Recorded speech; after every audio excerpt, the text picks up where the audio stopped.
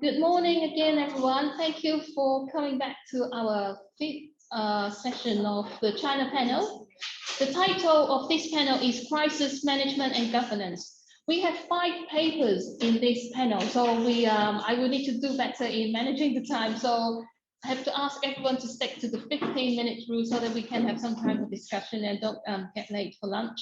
So I think I will, yes, the first paper is from Lauretta, Rubini. The title is Has COVID-19 Reshaped Chinese Transnational Research Networks in Health Sciences? Second paper is Claudio, Petti, China's Global Engagement at Times of Decoupling and Zero COVID Strategy and Assessment. Third paper is from Anna Caroline Sampaio.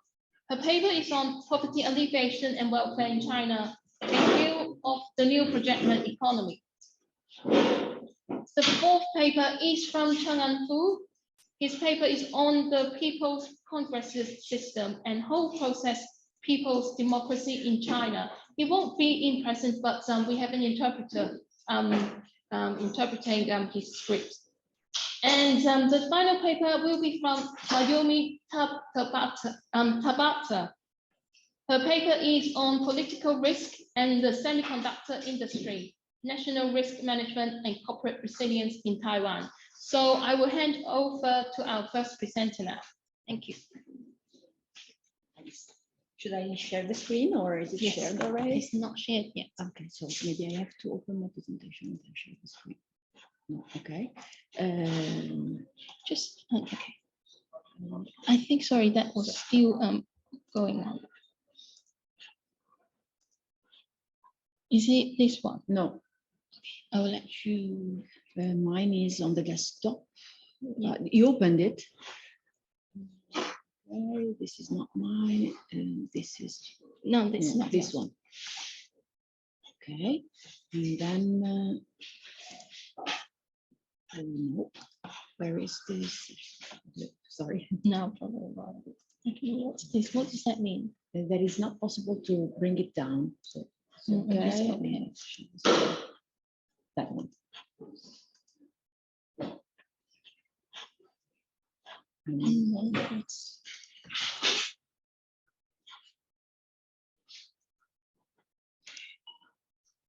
Thank you very much. So good morning, everyone. I'm going to present a work that I prepared with my colleague Claudio, who is also here. We have been developing an interest towards the analysis of transnational research networks in the last years. And so we gathered the occasion, say, of COVID-19 in order to pose ourselves a new question. That is the one that you see in the title of my presentation. This is a still ongoing work, so any comment will be much welcome. What we would like to understand more is if COVID-19 has, in a certain sense, reshaped the Chinese Transnational Research Networks, international collaboration networks of China in health sciences. This question arises from two contrasting tendencies that we were thinking about when thinking about the possible effect of this pandemic on research on health. On one side, being the pandemic originated in China, this might increase the interest of China towards this topic, research topic, and towards collaboration with others for searching about solutions or effects of the pandemic, and also the increasing role of China in the international context might as well push towards an increase in the openness of the Chinese research system towards international collaborations. In fact, there has been a sort of, echo about how, especially at the beginning of the pandemic, fighting together towards finding solutions might as well have increased the international collaboration of China with other countries. And but on the other side, there has been also a growing diffidence, being China having been China identified as, let's say, the source of this problem. So there has been also an increasing diffidence towards the country that might instead have played against an increase in international collaborations regarding scientific research. The centrality of China, we all know. So we have an increasing number of Chinese institutions, mainly financial institutions, but also firms we all know are gaining increasing positions in the international rankings. And there has been also the US trade war that might have influenced the balance between the international collaborations of Chinese scientists. What we have used in order to try to understand more about this effect is the Web of Science database. As you probably all know, Web of Science is among the most accredited databases of publications in the world. So we have started with an overall overview of the Chinese position within the database. First information is that the position of China within the database that collects the scientific works at world level and international level is increasing, measured as the number of authors based with a Chinese affiliation. Okay, so having China, peoples are China among their address. So you see that the increase is very high. The ranking has increased quite quickly. And of course, we should control for the amount of the research population. So it will be cleaner as a data to control for it. But even like this, I think is quite astonishing the way in which now China is the top country in terms of number of authors within this international database. What we found even more astonishing is that if we look at the weight, the relative weight in the number of authors within the database, we observe an almost perfect substitution between the United States and China, while the weight of the other authors, of the other nationalities among authors, is more or less constant. While we see a decrease in the weight, the relative weight of United States, and a parallel increase in the number of Chinese authors. We thought that maybe this was due to an increase in the number of Chinese journals within the database. Of course, we could only roughly, as a first overview, measure this by including the journals that are based in China, again with the Chinese address. We are aware of the fact that this is a dirty data because there are Chinese journals actually based in other countries, but we observe an increase in the number of journals based in China included in the database. And these are actually journals for Chinese people, for Chinese authors, a percentage ranging from 90 to 80% of authors in these journals are Chinese.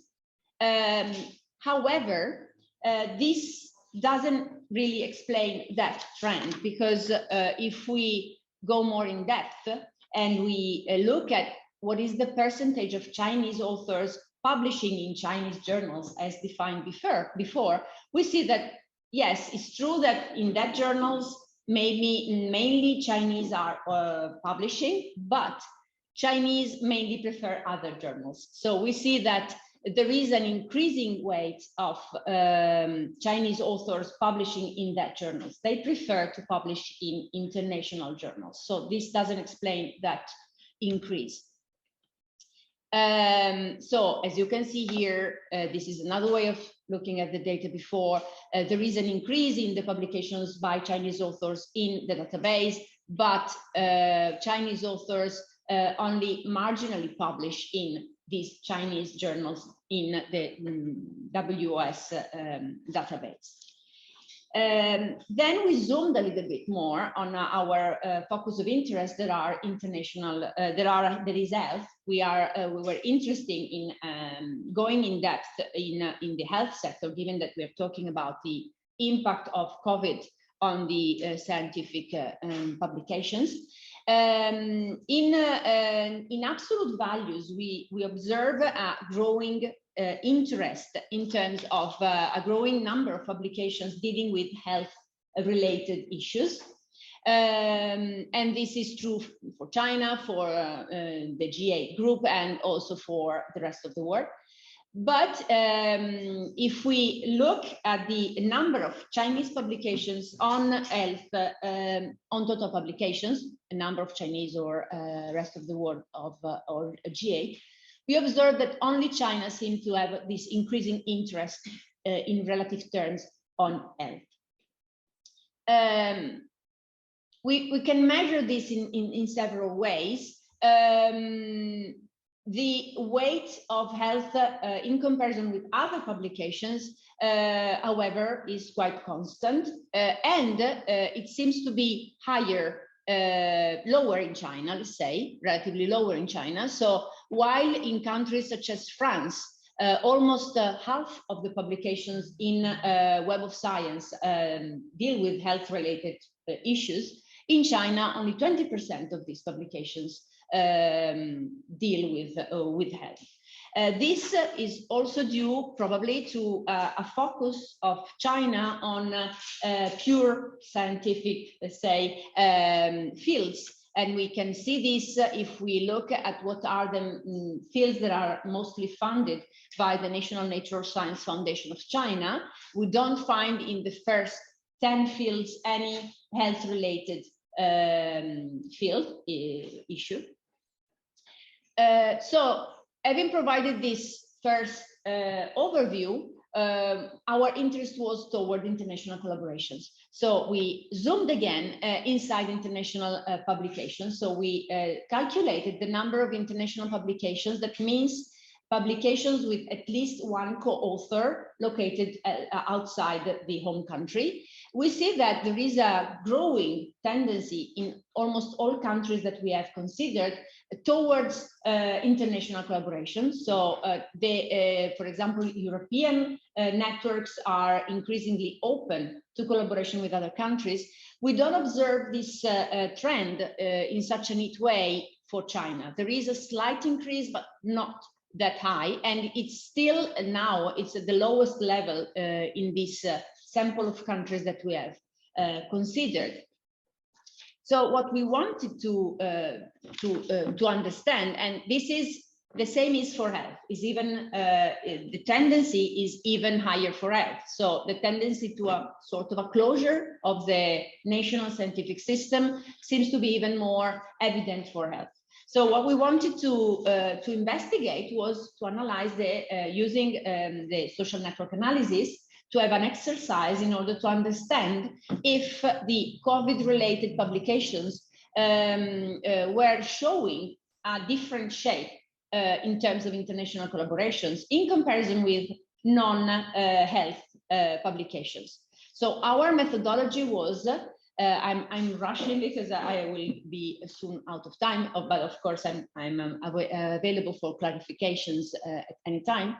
So we selected the Web of Science publications on health with at least one Chinese author in 2018 and 2021, identifying 84 health-related fields. Then we, through a set of keywords, we identified the COVID-related fields that were those publishing more on COVID, of course, including a set of alternatives to the term COVID-19. Then we selected the first 5 health-related sectors in terms of incidence of publications on COVID and the last 5 health sectors.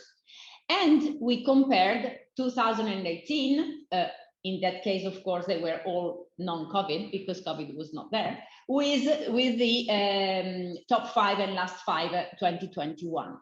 And we performed social network analysis on these 6 subsets. That means 2018 top and last, 2021 top and last, and then we split it 2021 among top COVID and last COVID.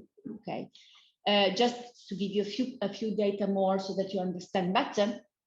A first thing that very basic data that was hitting us was that if we calculate the percentage of COVID publication on total health publication, we observed that at world level, there is an incidence of about 7%.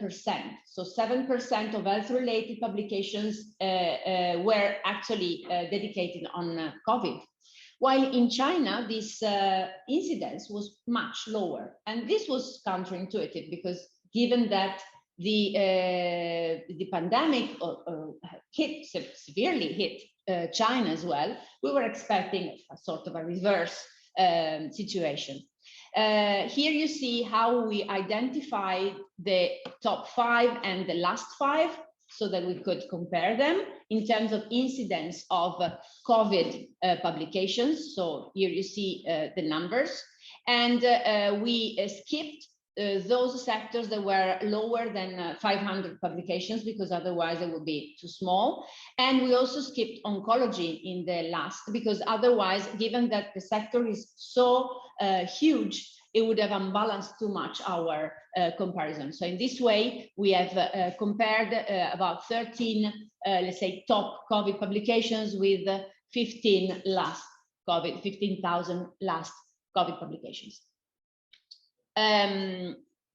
This is how the distribution of international and only China publications. So in all of our 6 samples, we observe that the majority of publications see only Chinese authors, while the gray part of the bar includes the international collaborations. And we wanted in particular to understand if this international collaboration also had different shapes, different characteristics. So our preliminary results, this is 2018 and 2021 regarding the last 5. So those sectors that were less affected by the COVID topic. And here you see very briefly some information. So this is the number of nodes, and we observe that there is an increase in the number of countries included in the network over time in the last 5, an increase in the number of 1 minute now. So I'm increasing the speedness. So I would go on this. This is the most interesting probably, that gives us the comparison between top 5 and last 5. Actually, we observed that there is really a difference in how these networks of research are shaped. What we observe is in particular that there is there are more bilateral relations, China, one country, instead of complex networks. And you can see this from this value. This value is higher for networks in which there are more bilateral relations. We see a decrease in the role of the US, sorry. For example, if we compare this with the first one that has a similarity in the number of nodes, we observe that we have 96 here instead of 170s. But here we have 3,000 links. In 2018, we had 13,000 links. So there is a huge decrease, like a sort of a contraction in the number of countries with which China has collaborated to research on COVID, and a more centrality of China and a much more peripheral role of the US. The network is also much less dense. It was much denser, much tighter before, and now the relations are, looser, farther from one to the other. So our first insights, I'm sorry I lost some time in the description, but the first insights are that between 2018 and 2021, we see now more bilateral relations with China, so a central role, more central role of China and a less central role of US. A decrease in the network density, but mainly only in the last 5 sectors, while the steady density in the top 5 is mainly due to non-COVID publications, while COVID publications see a decrease, a strongly decrease in the density of the network. Many future research lines, we have in mind a lot of future research lines from these very first preliminary results to identify possible causes of this closure of the China scientific network related on COVID, to refine the methodology so that we can introduce a measure of statistical significance of differences. Of course, introducing international comparisons. So we have in mind to have a comparison with Italy, for example, which is our country, but it's a methodology that can be expanded. It will be very interesting, and we are planning to do this with possible Chinese colleagues, to analyze if this also happens within Chinese publications, in Chinese databases. That will be very interesting. And also, as we are, as industrial policy economists interested in policy measures, to see if there is a sort of relation with possible policy measures that have been implemented at national or local level. That's it. Thank you very much.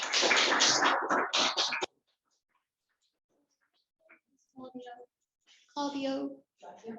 I was writing down the questions. Oh, right, sorry.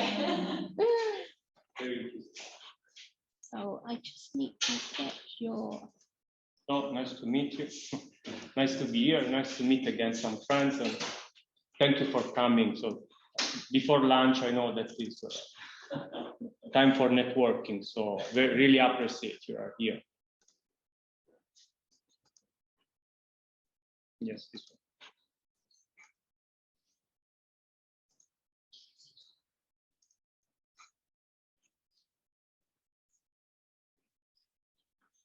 Okay, so we have been talking, and I have been following these sessions, but it's clear because it is in the news over the last 2-3 years that this China return, this China rise, this China, I call it global projection, is not accepted as such, and is creating a number of counter reactions, worries, enthusiastic, also engagement. And one of these counter reaction is the calls for decoupling. And so the objective of this is a descriptive study, try to look to some numbers, is to say, is decoupling really a threat to China? Because what we think is that it may be. So the research question here is basically try to understand to which extent decoupling may be a threat. And this is a previous work to which I will add some reflection of the zero COVID situation. So about decoupling, as you know, it is intended as the decoupling between the US and Chinese economies.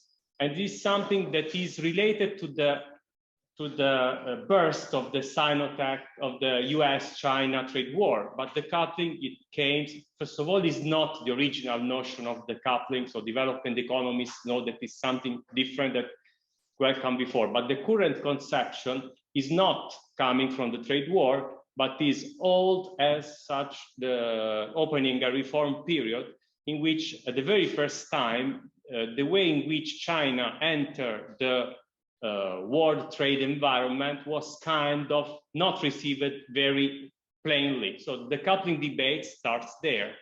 But what is new about this decoupling debate is that, so this is something like that came back when Made in China 2025, the Belt and Road Initiative counter reactions, the trade war that came from both probably, starts to revamp these debates about decoupling. And one very interesting thing that came in these debates are two other related strains of debates which are interesting, is the fact that China as a model for developing countries and even the West, which is a debate that was demised before 2010. And then especially after, you can see some interesting, influential books about it. But after the swift recovery from the COVID pandemic, this debate about China being the model came back again. And also this debate that we see a lot here in this session, the state versus market capitalism and the different outcomes that maybe China is converging with a capital peace, China is not converging, China is a model. So what I mean, the new meaning of decoupling, but it also raises and can be framed within these debates. Talking about decoupling and looking a little bit to the literature about the current conception of decoupling as being the separation of US and China economies, we can see that the literature that is kind of recent, of course, and the contents are, there are some works with questions whether it's really happening or not. Then there are other works that study which is the country most affected, and someone thinks that is China, some others think that it is US. There are also studies that study the effect of this decoupling, of the likely effect of this decoupling on the other economies. And there are also, this is very interesting work and is a very interesting literature review in IIPPE, which from the economic point of view, of the economic rules point of view, asks whether the decoupling debate makes sense. The only, one of the few common perspective in these works is the idea that there is convergence on the idea of the integration within global value chains to understand the position of China and the status of China within global value chain, to understand the effects and the impacts of decoupling. And so this is the starting point of this work. And especially these two kind of works in which, especially the first one, Yo and Tsai, the other one is whether there are peculiar conditions into the Chinese economies and policies that seems to be kind of place where to look for weaknesses. So this is what this looking is going to look for. So two interrelated questions are, how strong is actual China integration in global value chains? And to what extent this expose China to the effects of decoupling? And then these are the three elements that we are going to analyze, that I analyzed. And this is basically mostly related to the perspective of Yu and Tsai, where thinks that the weakness is, and then some, if there will be enough time, some perspective about the zero COVID approach. I jumped the method because the method is very easy. I take some international data. So for the first analysis about one of the things that it is said that could be the weaknesses of China is that the internationalization of Chinese multinationals, of transnational companies, of TNCs. And the idea is that China seems not to have, Chinese multinationals are not having a very big level of internationalization to compete. So what actually, if you look to the transnational index, which is a weighted average of employee assets and revenues abroad, if you look to the first 10 corporations, you will not see a big number. And the average of the Chinese, you can see these are the first 10 international transnational companies. These are the first 10 Chinese companies. And you will see that the average transnational index of Chinese companies is lower compared to the first 10 in the world. So it seems that there is limited internationalization. But if you look more fine-grained, and this is to the 3 technology companies which are in the rankings, you can see that the situation may be a little different. Why? Because if you compare the 3 high-tech companies, so in terms of technology, compare the first 3 Chinese tech companies with counterparts into the same classification, you will see that in computer equipment, Legend Holdings, which is Lenovo basically, is more internationalized than Apple. You can see that Tencent Holdings is more internationalized than counterpart, which is Microsoft, Amazon, and Alphabet, the 3 ones that may be a cross match with the business model. Only Huawei is left behind. Of course, there are a number of reasons why it could be that. For example, the business model of Apple is very light. So it designed everything in US, and then so it had less assets abroad. So this is something to be fine-grained. But the conclusion is that it is not so weak, for example, as Liu and Sai said, the internationalization of Chinese transnational companies, especially in the high-tech sector. But of course, there are a number of things to consider for Chinese companies, which there is the intangible side. So you can compare in terms of transnational corporation, alleged holdings with Apple Computer, but in terms of image, that's really a very big difference. So the intangible side, there is a stronger and more stronger liability of foreigners for Chinese firms, which for the number of effects that you also have remind, it's more difficult to be a Chinese companies abroad at these days, decoupling, etc. And then also the Hong Kong, Taiwan effect within the strength, power of integration within the power of multinational should be differentiated. But it is not as it has been said. Second, what I call the liability of stateness. What does it mean? Is that in the Belt and Road or in international investments abroad of Chinese companies, every time it said, okay, but this is the state, the Chinese state is behind. And this creates counter reactions toward investments, create investment screening mechanisms, so create number of difficulties. So what is the real weight of state within Chinese companies? And this is work collaboratively that we did with Lauretta sitting here. Actually, you will not, if you do by registration status, of course, it is fake news because you can see that looking at the registration status, the Chinese private companies in terms of total assets became more preponderant in Chinese economy in 2001.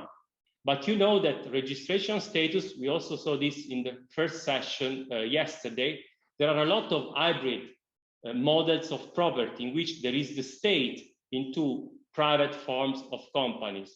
So by looking at this perspective, which is not only not a registration status, but a control-based perspective, so looking who really is the owner, we take a model and we replicate this model on China's National Bureau of Statistics data. So we don't look to registration status, but to the property. Quite complicated, but we were able to rebuild this model. And this is what we get. First of all, we get that really in terms of total assets, real private enterprises overcome state enterprises in 2006. But you also consider foreign invested enterprises into, if you separate foreign invested enterprises, foreign invested private enterprises within the bigger group of private enterprises, you will see that actually the private enterprises overcome the state enterprises only in 2014. And the difference is very tiny over the last, this is the last data was 2020, is much more thinner than here. So there is an issue on this, that the presence of the state, and also there is a lot of anecdotal issues about that. There is a paper by which you can go on detail. I still see that I have 4 minutes, so I have to rush, but there is actually foundation for some of these arguments to be discussed. Last one, and actually this is the state presence into companies is what engendered the screening mechanism that we have in the EU. So it's a real argument to be being dealt with.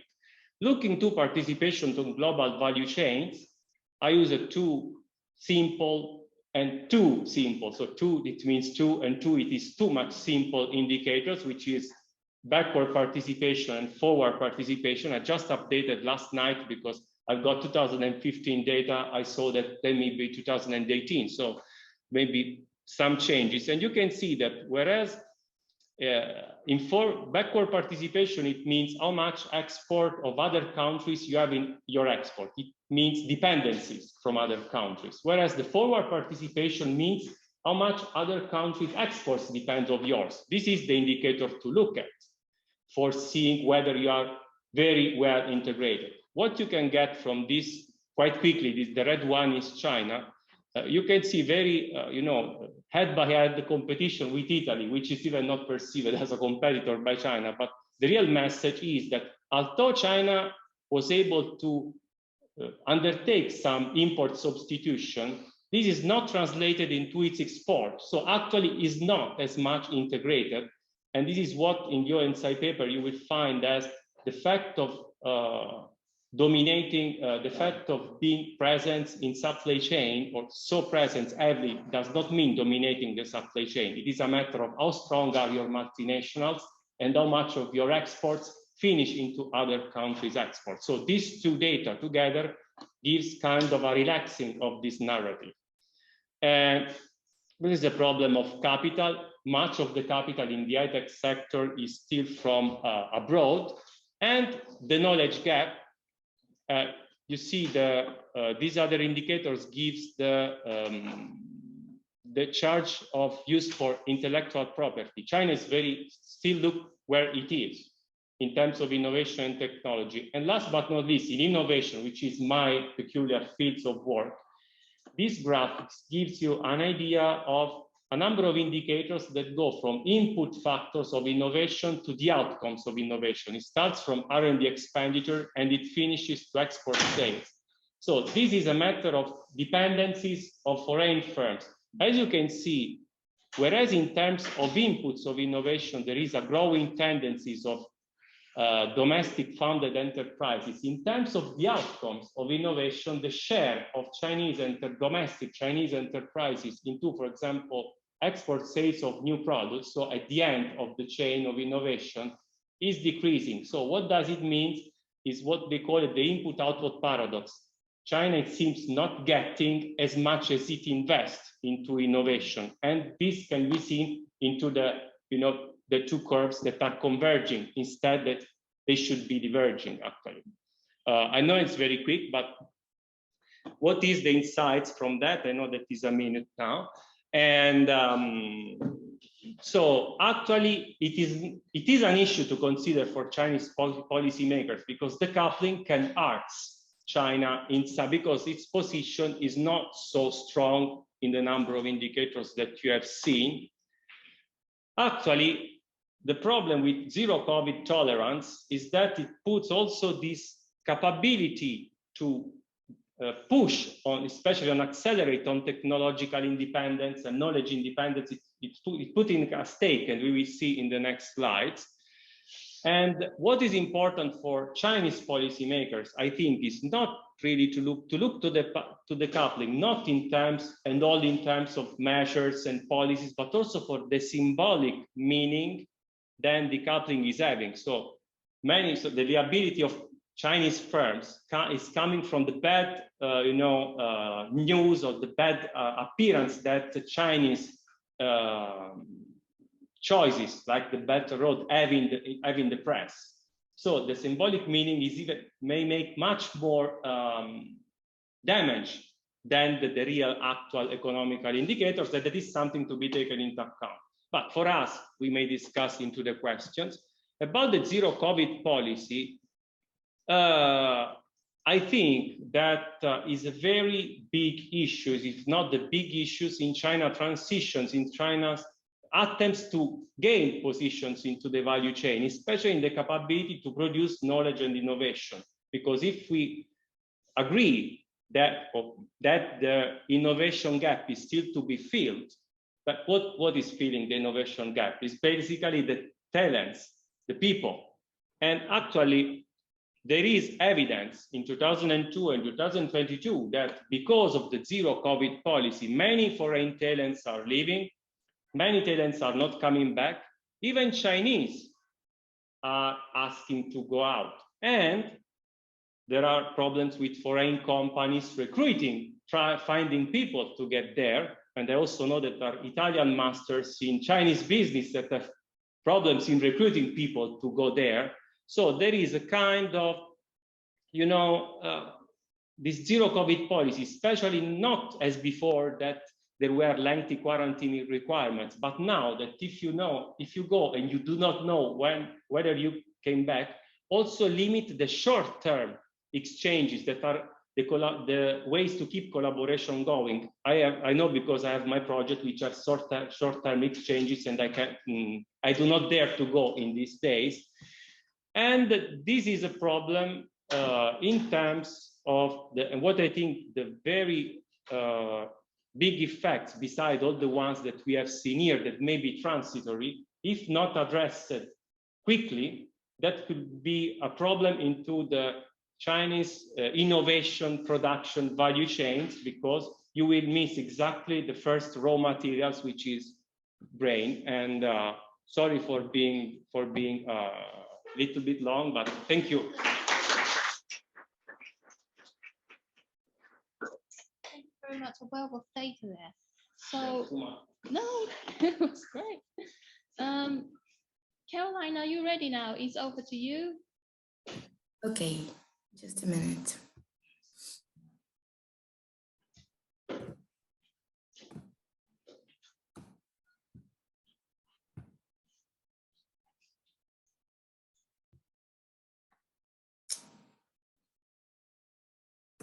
Yeah, you can. Yeah, great.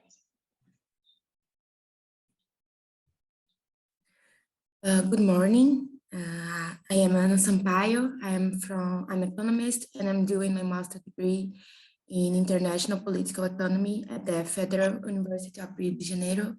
And my work talks about poverty alleviation and welfare in China, a view from the new projectment economy.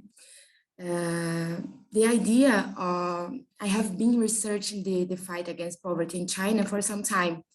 And the specific idea of this research came from from readings I did on the topics of welfare states in books by some Brazilian authors. I noticed that some points brought by the authors had a controversial point to the Chinese experience. For example, for Kentucky, the experience of the Nordic countries is the best example of delivery of social welfare, without taking away the importance and relevance of the Nordic countries in delivering a welfare state. Is worth nothing that notice that the population of these countries are very small compared to others. For example, according to the World Bank, the population of Brazil is 2,213 million. The US is 300 millions, while the population of the Sweden, for example, is 10 million, and Norway is 5 million. So delivering social policies for a giant population is certainly more challenging. For this reason, China's emerges as relevant in this scenario. Since in a country of 1.4 billion people, aspects of welfare are being worked on in a much more assertive way than in many places in the world. Sérgio Lessa, another author from Brazil, ties up his criticism that public policies, which are constantly used to illustrate that after the Second War, the world research a welfare state actually left a huge hole in the socialization and universalization of access to essential goods for human beings, and focus mainly on serving the interests of big capital. The author makes a very common mistake among Brazilian Marxists. He does not consider the China's socialist orientation. Not thus, he taking into account that the Chinese state is different from the state that he correctly criticized in his book. Since in China, the states create the bourgeoisie, and economics and social formation is totally different from those presented by Lessa. When China in 1949, the People's Republic of China is declared, China ranks the 11th poorest nation in the world. And with the communists come to power, seek to meet the basic needs of the people and working class was really important for the party. So Deng Xiaoping has a famous phrase that he said that in building socialism, we must do all we can to develop the productive force and gradually eliminate poverty, constantly raise the people living standard, and more. Socialism means elimination of poverty. pauperism is not socialism, it's still less communism. So fight poverty is part of building Chinese socialism. So in 1994, the State Council launched the Priority Poverty Alleviation Program, the first specific national program for poverty alleviation. At the end of the 2000, the impoverished rural population was reduced to 32 million of people. At the beginning of the 21st century, is still on the way to modernizing socialism with Chinese characteristics. Hu Jintao said that is enacted a new series of poverty alleviation policies and measures. Then the Chinese government creates the directed poverty alleviation. This program specifically focuses on the strategy of blood generation through the leading of role of the states and various Chinese agents. Generation of blood in this sense that assistance is not enough. Development is necessary. In 2010, the Chinese government changed the standards so that it could better work on the targeted poverty alleviation project.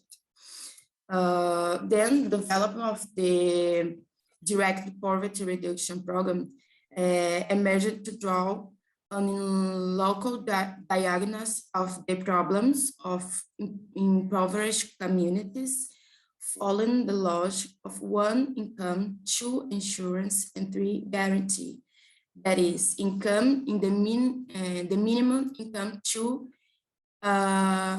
insurance for food and clothes, and the 3 guarantee was basic medical service, house, and sanitation and education. The program adopted a system of household identification by sending part people and use big data technology to identify people in poverty. In the second stage, over 3 million people were sent to the regions and lived there for 3 years to ensure that poverty reduction goals were met. In addition to state action, the program had strong popular support, mobilized broad sectors of society, such as government department, public and private companies, educational institutions, the military and civil societies. The program followed 5 methods to achieve its objective: industry, relocation, ecological compensation, education, and social assistance. The program also received large financial support for various sectors of the Chinese economy. For example, in the program to combat poverty, the government spent 1 trillion yuans to build 1 million kilometers of rural roads, for example. So the fight against poverty or has the eradication of extreme poverty in China is just one of the aspects that condition and characterize the construction of well-being with Chinese characteristics. This original study deals with the health and aspects as part of building welfare in China, but I will not go into this public policy here. Returning to Rangel concepts, Rangel is a Brazilian economist. He has a concept that calls projectment economy. Returning to this theory, his concept of projectment that determines some of them as the fundamental categories of project, costs and benefits. And this is the responsibility of the project economy to find a common denomination for the 2 terms. This work is done by the project, just by the project. These projects must be linked to the idea of utility, thus considering the satisfaction of people directly or indirectly. Therefore, as a tribute to Angel, Jabu updates the concept of projectment economy and names a new projectment economy, used to explain the Chinese historical process is still ongoing, is not finished. This can be seen in his passage. We have positioned the new projectment economy in the field of the most advanced Marxist thought and practice of our present time, the superior stage of the dominant mode of production to the new economic social formation that emerged in China. It can also be conceptualized as a higher stage of Marx socialism. It will be historical response to the imbalance that emerged in 4 decades of economic reform. Is a line of constitution with the guideline intrinsic to the policy of alleviation, social and regional inequalities, and seeks to establish a social welfare state with Chinese characteristics. This is where the 2 terms come together. The new projectment economy guaranteed the ability of the Chinese state, even in adverse scenarios, economic or health crisis, as the case of with the COVID-19 pandemic, to execute his project, like the huge poverty alleviation program. What happens in China, it's not a miracle.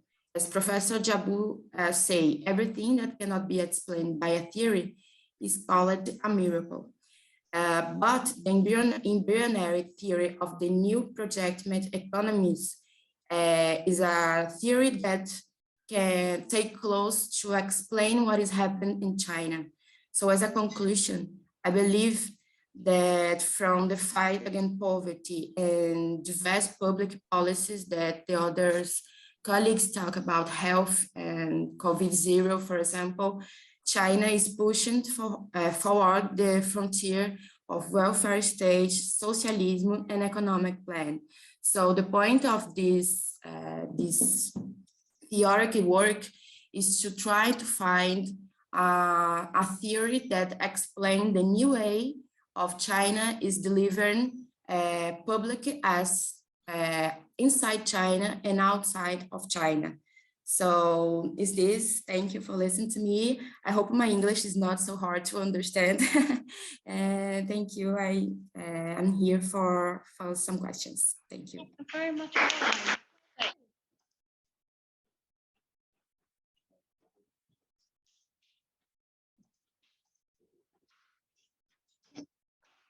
Thank you very much. Okay, so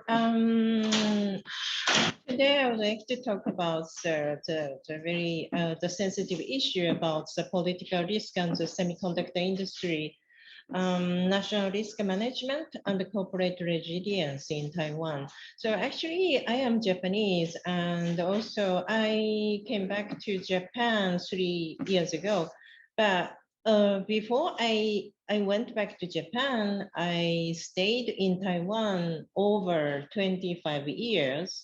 So actually I worked for the National Taipei University, actually over 10 years. So actually today I would like to share the idea from Taiwan's point of view, how to understand this kind of a sensitive issue.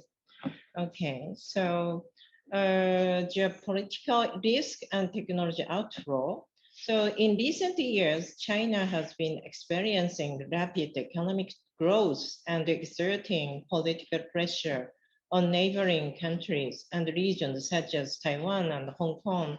So actually China is supported by its military power. So as a result, the US and Japanese governments are nervous about the outflow of technology to China. So this is a very hot topic in East Asian countries. And the US and Japanese governments are not alone in being nervous about the outflow of technology to China. Taiwan, which has experienced economic development based on high-tech industries for about 20 years prior to China's explosive economic growth. So actually, Taiwanese government and also the Taiwanese the civil society has been concerned about the outflow of core technology to China. Okay, so especially due to the political conflict with China, the outflow of technology is a major national security risk for Taiwanese people. So preventing the risk of technology outflow to China has national security policy importance and legitimacy for the Taiwanese government. Okay, so this is why China is not sanctioning Taiwan key chip industry. So this is a very interesting point. Actually, for China, also a semiconductor industry's technology is very, very important. Okay, so this is TSMC from Taiwan. Actually, the global share is the top in this semiconductor industry, 54%. And also UMC is also from Taiwan, just only 7%. And China, the SMIC is just only 6%. So this is, you can understand TSMC play a very important role in the semiconductor industry. Okay, so theoretical implication, non-market risk and tech capitalism. So political risk has a significant impact on corporate management by disrupting the principle of market-mediated economic rationality. Such non-market risk cannot be controlled within the company and includes various factors such as natural disaster, social conflict, and technological disaster, in addition to this kind of political risk. And also the other very important point is I would like to emphasize technology is a source of power of capitalism, so which can control the economic development and also political hegemony. So this is a very important point. Actually, Marx mentioned the technology is a major driving force of the capitalism. Okay, so the research purpose and the methodology. This study focuses on political risk of Taiwan-China conflict for Taiwanese semiconductor firms. So I focus on the case study of the relationship between Taiwanese government and Taiwanese major semiconductor giants from risk management perspective, and reviewed related news media and the industrial reports to trace changes in government and the firm's strategy. Okay, so the skip this, sorry. Okay, so Taiwan's national risk management. So actually Taiwanese government has continued to restrict Taiwanese companies from investing in China from 1949 due to the national security considerations. So Li Danghui, he was elected president by direct vote for the first time in Taiwan in 1996. So this is after the democratization in Taiwan. So he launched the policy of no haste, be patient. So regulating investment in China by Taiwan's large company, particularly in the semiconductor industry, to prevent the outflow of his semiconductor manufacturing technology. Okay, so this is the framework, how to understand this risk governance to protect technology in Taiwan. So Taiwanese government is very concerned about the technology outflow to China from the perspective of national security. But the problem is semiconductor manufacturer, especially Taiwanese, the semiconductor manufacturer, are preferring to locate production in China, mainly for cost reasons. So actually, this is a very important point here is surveillance by citizens and media in Taiwan. So always monitor or doing some kind of surveillance over the Taiwanese government and also Taiwanese companies. Okay, so this is skip this. Okay, so the development of Taiwan's semiconductor industry and national risk management. So the Taiwanese government has prohibited all investment in China since the time of the first president, Chiang Kai-shek, Jiang Jiexi. So since the 1970s, China's reform and open door policy, as well as the lifting of the ban on travel from Taiwan to China in 1987, have contributed to the development of economic and trade relations between Taiwan and China.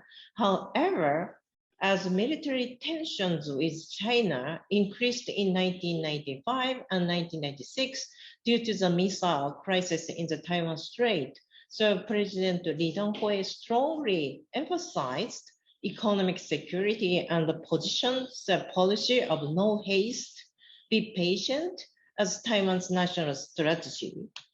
Okay, so this is a very important point is Lee Teng-hui, he's a former the president in Taiwan. So his initiative is very strong. So an overemphasis on Taiwan's independence would generate anger from the Chinese government. Actually, Chinese government recognizes Taiwan as territory of China. So maybe Taiwan would lose the economic benefits that could be gained by economic exchange with China. However, Lee Teng-hui believes that Taiwan's economic benefits could be gained in the long run, not through economic exchange with China, but by encouraging the independent development of Taiwanese industry. So this is a very big initiative by the former president in Taiwan. Okay, so but this is very interesting, a reaction from Taiwanese business community. So the Maurice Chan, founder of Taiwan semiconductor manufacturing company TSMC, Zhang Zhongmo, this company is the world's largest semiconductor foundry, was initially reluctant to accept the Taiwanese government's policy of restricting investment in China. However, he eventually supported the government's policy and refrained from investing in China. So TSMC actually eventually supported the Taiwanese government's policy. Okay, so by contrast, UMC also is from Taiwan. Unlike TSMC, did not follow the Taiwanese government's policy and secretly started investing in China.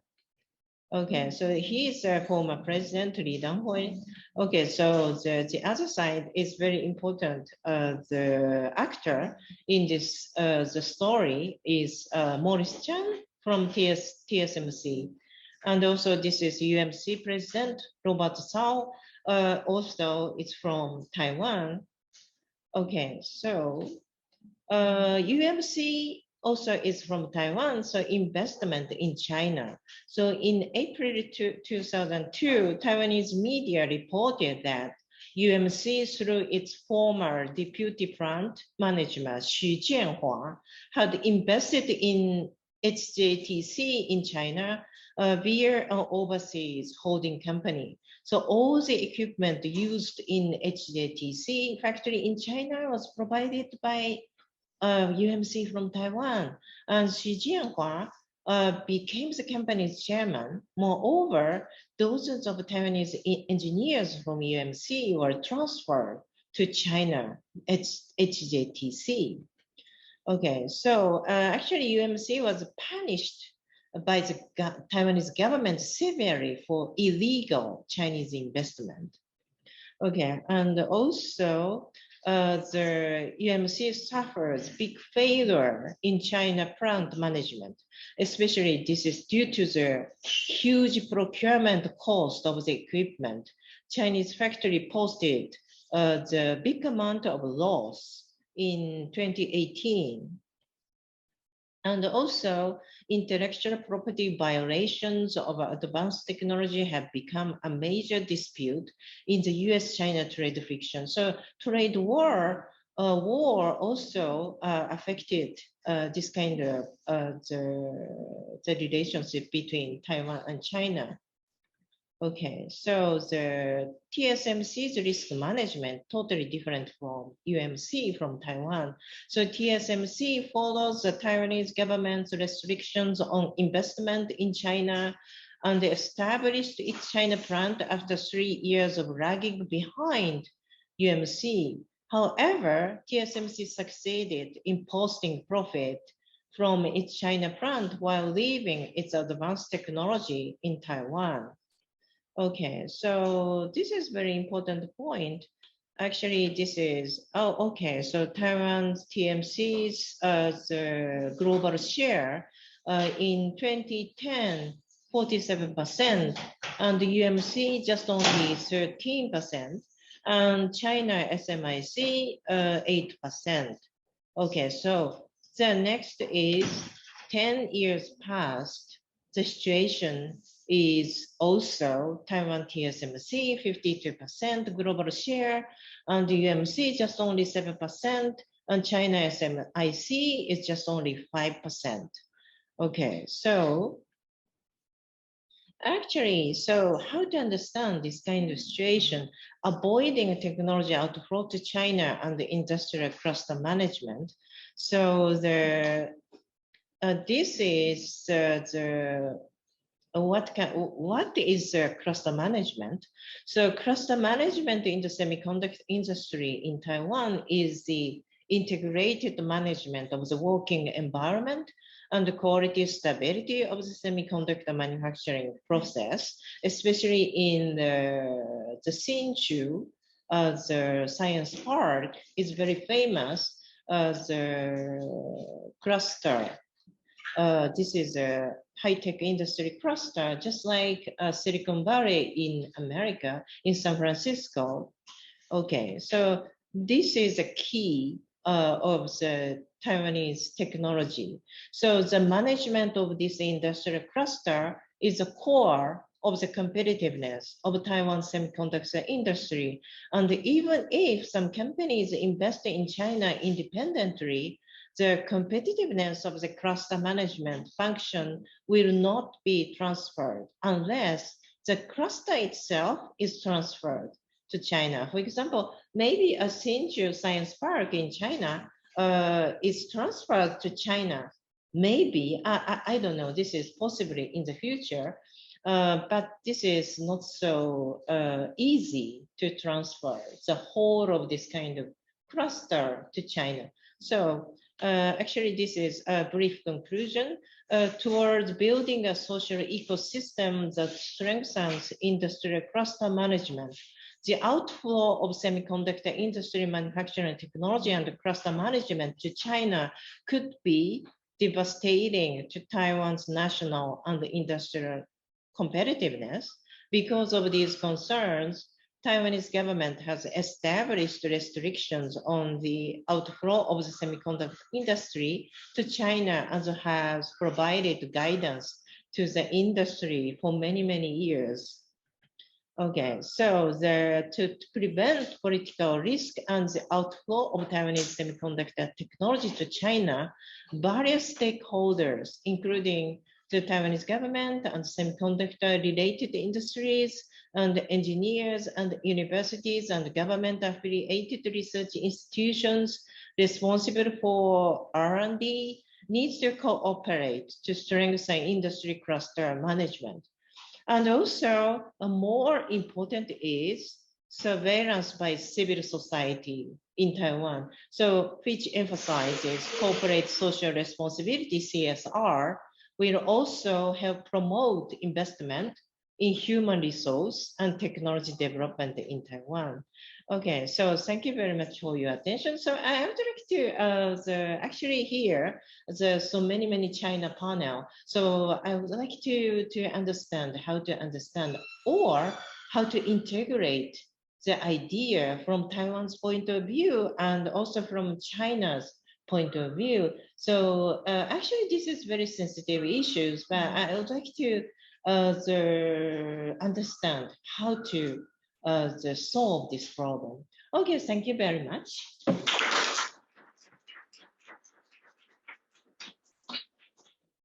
Thank you, Mayumi. Thanks for all the presentations today, all very informative.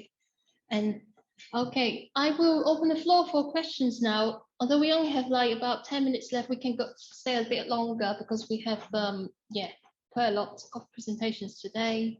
If you want to ask questions, please feel free to come forward. If not, I have one quick question for Mayumi. For the semiconductor industry, as you said, it is a strategic industry for Taiwan. So it's understandable they want to like protect it, prevent the outflow of technology to other places. Now, in this case, especially to mainland China. But what we can see, for example, the US has done the same as well. They are banning Chinese astronauts from the International Space Station, for example. So no access at all. They think that they can keep China away from the space.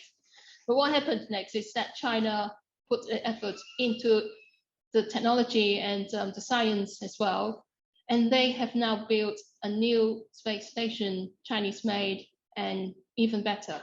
They are able to station it with astronauts throughout the year now. And it's such a big contrast to the recent failure in the NASA. So apart from making sure that there is no outflow of technology to other places, has the government in Taiwan done anything, especially to kind of stimulate this industry to invest further so that they can always keep the technology advantage, so keep ahead? And because of the corporations, if they're operating according to capitalist principles. In these days, financialization, speculation is the quickest way to make profits. So has this also been the case in the semiconductor industry in Taiwan, or because of the strategic importance of it, it actually is performing somehow differently as just any capitalist corporation? So this is my question. And Salam, do you want to raise any questions? Sorry, I thought I saw your hand. No, okay. Yes. Well, it is connected with your. Okay, can you come forward here? Just because sure. we have other people, they may want to. Just a suggestion for your research. I came across a recent article and news on the last US ban on its own national companies to sell dual-use chip to China. So the American multinationals such NVIDIA or AMD are now required to provide a license to the US government before selling to China. Will this open new trade cooperation between China and Taiwan because of this structural ban that the US is now directly posing to Chinese acquisition of high-tech chips or components for chip making? Thank you. If there are no questions, because I talked already, but I have one for the previous. Please. Yeah. I really thought I have to go away. So just for the first presentation, I noticed and also asked clarification during the presentation about the density. So the fall in density and the different density means that work that have been trilateral are becoming bilateral. My question is, so US is becoming less relevant into co-publications. Looking to the years and looking to the attractiveness of the Chinese systems at the time you take the data, because China do a lot of policies to attract back, especially Chinese scholars. So could this bilateralization, China vs Portugal, China with Italy, or if there is a way to see it, could be this matter of attraction back of scholars that were in US and then going back to China? Maybe this related to that. Or, of course, I do not ask for the response if you have it. Or on the other way around, maybe the product of substitution of, so given that now there is a lot of increase in Chinese scholarship in terms of professors and etc. and publications capability, as you show, or this is more a process of a substitutions of foreign co-authors with local co-authors that now are capable of doing that. That's it. Thank you. Anyone else? I actually think of a question for Claudio as well. You mentioned about the zero COVID strategy and the dilemma that China is now in because of the restrictions for entry or quarantine. It's not really restrictions to enter China, but it's a quarantine requirement, all these sorts of things. So it seems like strengthening the decoupling tendency, which has happened since the pandemic. But I also see there seems to be an other side of this as well, because during the pandemic, which we are still in arguably at the moment, the world actually relied on China to manufacture. Is really dependent on the industrial power of China, for example, to produce the PPE equipment, things that is much needed for everyone to just fight this pandemic. So if China kind of falls down like any other countries and lose a substantial part of the workers' industrial capacity, it probably will be more devastating to the world now than it is. So because of the trade, the importance of China's in the world economy, I don't know if you can say something about this. Is there an other countering tendency of the decoupling tendency that is happening now because of the interconnectedness of the Chinese economy to the world economy? So anyone else want to ask a question? No? So if not, then if Mayumi, do you want to answer the questions if you're ready? Yeah. So can you come forward here? Sorry, yeah.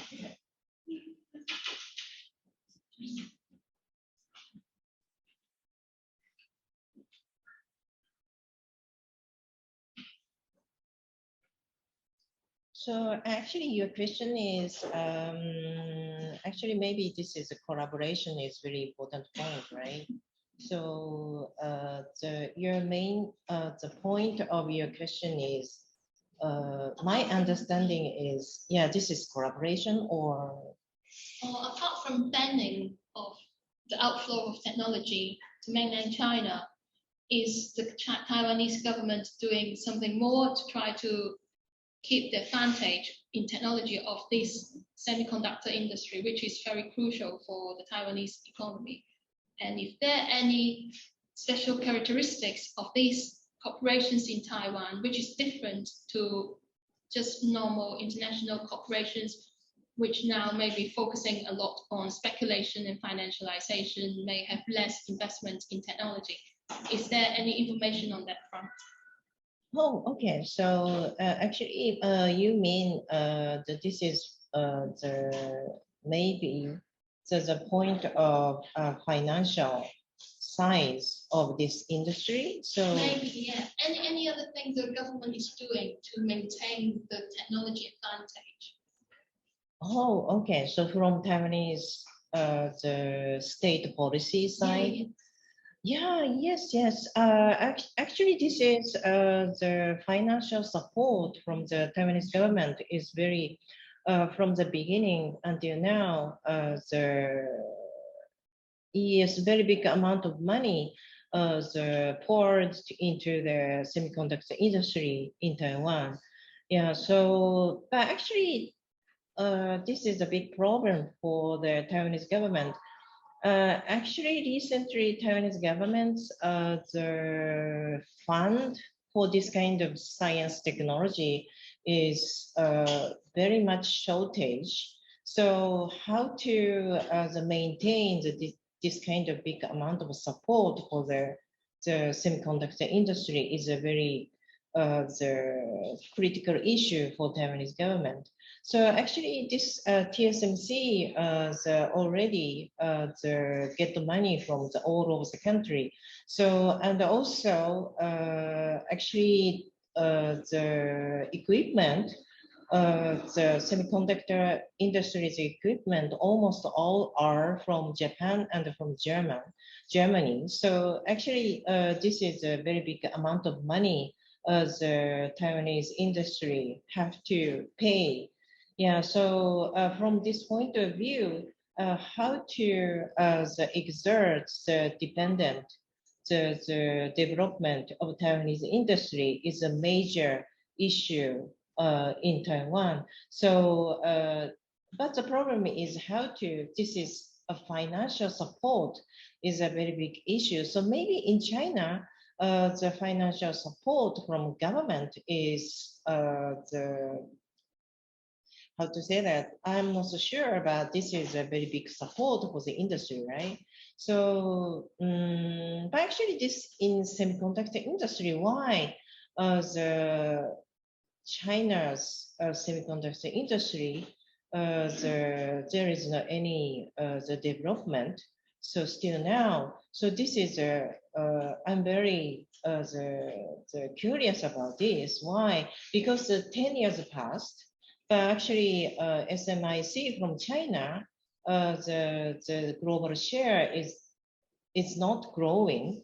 So why this kind of problem happened in China? So I think the government support is very, very the big in China, right? So why the government support, due to the government support, there is no any chance to catch up Taiwanese semiconductor industry. This is, I'm not so sure. So in the near future, I'd like to do this kind of research. Why this kind of gap appeared between China and Taiwan. Thank you very much for your question. So another question is, sorry, okay, so your question is, main point is how to understand this is the compared to the relationship America and China, the trade war and the technology leakage, this kind of problem. So what is the main point of your question? So could you say again? Sorry. Sure. I came across a recent article from August 31 regarding the last US bans on selling great components, high-tech components to China. So now the American multinationals such as NVIDIA or IMD are now required to produce a license to the US government, which will at the end decide if that specific component can be sold to China. Now there is a ban, and since Taiwan is not included in this kind of ban, will this further develop the Taiwan semiconductor industry and would be reflected on a stronger cooperation on semiconductor between China or Taiwan, or what else? Oh, okay, so what you mean is actually the Taiwan has some kind of advantage in this kind of trade war, right? Could it be? Yeah, yes. So actually what I said before, actually Taiwanese company always get some kind of advantage from this kind of trade war, especially the 5 years ago. The Japanese government also invited the Taiwanese company to invest in Taiwan. This kind of situation is very, very popular here. So and also American company also the same. So actually this is a kind of Taiwanese companies the very important strategy how to use this kind of how to utilize this kind of political conflict, yeah, or maybe trade war between China and America. So this is very interesting point. But actually, in the future, how to control or how to manage this kind of the technology strategy of Taiwanese companies. So this is a kind of, wow, this is how to say that, not so clear for Taiwanese companies.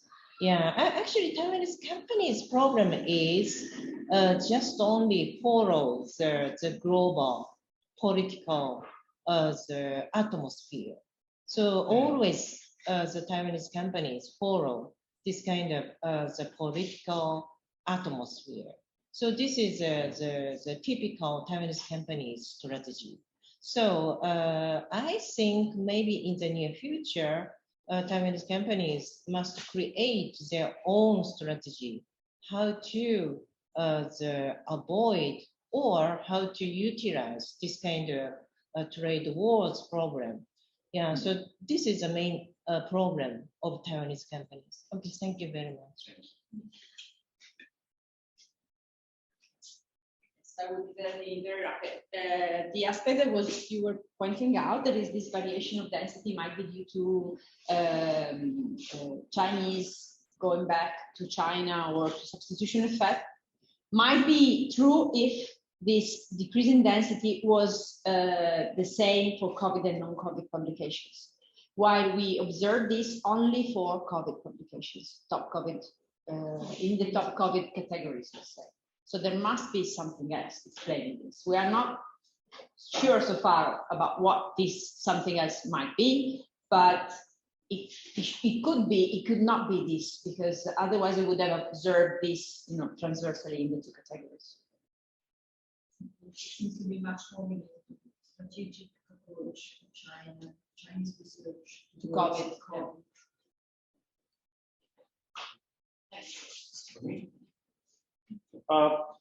Actually, I think, so thank you for the questions. So actually, this is the idea of the work. So see how much decoupling could be, decoupling policies of other countries could be effective.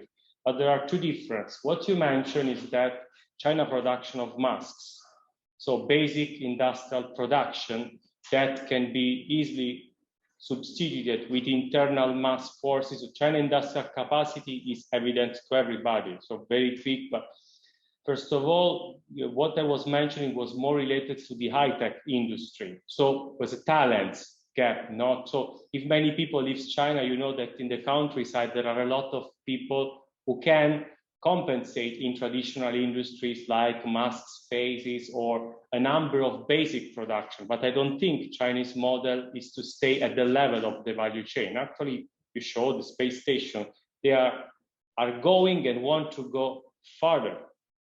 And that's probably there. So this is the first difference. We are talking about two separate industries. Of course, decoupling from China from a manufacturing point of view in the short term would be a problem, and COVID demonstrated it. But now, in the long term, many companies are moving. Yesterday, Apple moved all the production of iPhone 14, yesterday over the past months in Vietnam and India. There are many also Chinese companies leaving China in order to overturn the procedures. So I meant, my question is, so the things that China should look at, Chinese government should look at, and this is not zero COVID policies who keep the talents away or limit the attractiveness of talents. China has a problem of talent attractiveness. And the policy which I follow since 2010, also at the personal level in various universities, Sun for example, were not very effective. There was kind of adverse selection. China looks for talents to import back or to call, but most of the times the conditions offered by China to the South talents did not attract the level they wanted. So the problem of attractiveness already was there. And if you want to make the jump, it's not that Chinese are not capable, it's just that you should integrate. The second difference is that there was a tendency towards limiting, especially the connection with China. You see the Taiwan case, so not only bans of technologies, but bans of people movement, of check of people movement. That was before. The problem is that with zero COVID policy, China self-imposed this by itself, because there are not other countries who ask China to produce these policies. And this is the two difference, I think. And that's why China can solve it, because it is something, especially the second one about talents. The first one is a little bit difficult because it is the symbolic meanings I was meant. So if on the news, every time the narratives are against, you should be very careful, not only of what you do, but how you communicate what you do in order to not ignite. If there is a fire, sometimes water is not the right things to use. So you need to look at it. The other one, this is more complex, but for zero COVID policy is much more easier because that could be other way to manage the issues, because the data and the anecdotal evidence is that talents are fleeing and are not allowed to be back. And people are not considering this anymore. So that's, thank you. Yes. So it's in relation to intervention, your presentation about decoupling. Sorry, I couldn't be able to digest all the information that was presented. It's very intensive as presentation, and figure was not clear. I couldn't see it. So I do agree basically that the decoupling issue is about technology. It's about from political economic view, it's trying to embed mastering of China of specific high-tech sector.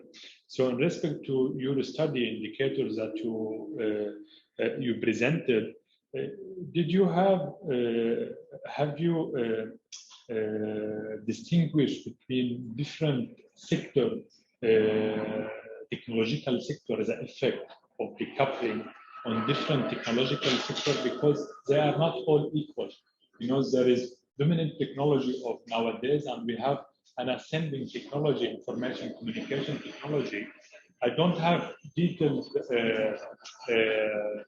technical knowledge about the ascendant technology. I have some knowledge produced by Congress, American Congress, etc. Report about artificial intelligence, quantum information science, etc. It seems that China, at this level, according to these reports, are head-to-head with the United States in a technology like quantum information science, which will be the basis of second version of informatics, and even more advanced in communication, quantum communication, for example. So my simple question is effect of decoupling on input output of research and development. Have you distinguished between have you adopted a hierarchization of different sector of technology? Very quick, because in other studies I study different industries related to not to quantum technology, not to artificial intelligence, which I'm interested to look at. But the real problem is that, I give you the example, if you look to patents into Guangdong, more than half of all the patents, innovation patents in Guangdong is made by two firms, Huawei and ZTE.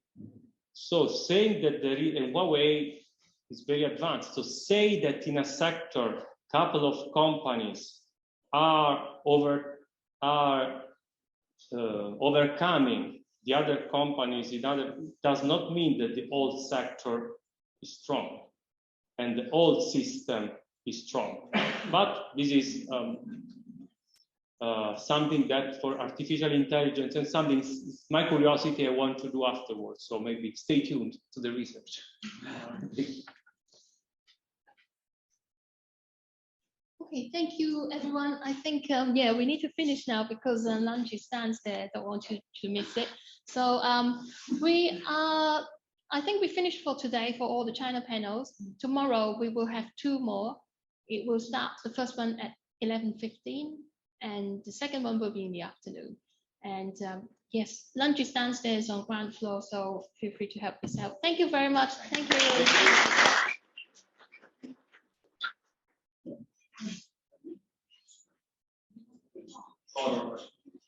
Because can we